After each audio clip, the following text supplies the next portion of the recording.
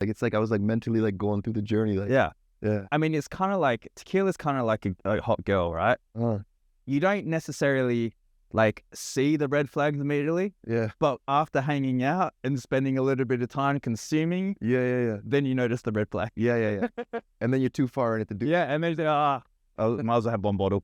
Love it. Nice. So now getting into like what this actually represents, okay? So it's the rooster. The rooster means redemption and forgiveness. And so in Mexico, this is kind of like an unofficial big symbolic meaning, because this is tied into the whole independence of Mexico.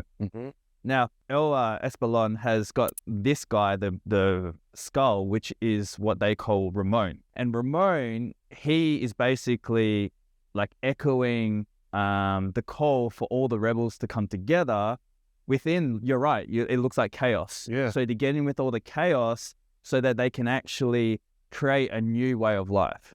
They're going through and they're like basically going to war, and they have to go through all this crazy shit to become something new. To like Douglas. Anarchy, rebel shit. Yeah, I got you. So Ramon represents a guy called Miguel Hidalgo. Okay, he's considered to be the father of the nation of Mexico. Okay. So when Mexico was inhabited by the Spanish, they overruled them, and they basically made New Spain, which is Mexico. They just like treated the indigenous people terribly. Like there was a drought in 2000. Sorry, not 2000. There was a drought in 1807 to I think 1808, and the Spanish were withholding all like the extra like vital nutrients and resources and stuff like that, but then upselling them to the indigenous people, right? So all this stuff was happening, and they were just like basically killing off and just making all the indigenous people extremely poor. Then this guy comes along, Miguel Hidalgo, and then he was a priest, and then he wrote something called the Cry of Dolores, which it was a huge statement in the 16th of September, 1810. And so 16th of September is regarded as the Day of Independence of Mexico. And so what he did is he started doing what Ramon looks like he's doing. In a world of chaos, he started creating chaos, and he started getting people, the indigenous. He's not indigenous himself. He actually came from Spain, but he was so in love where he tried to help everyone in New Spain, Mexico, to live better lives. But it got to such a point where he's like, nah, we got to abolish this slavery. We got to take a new route.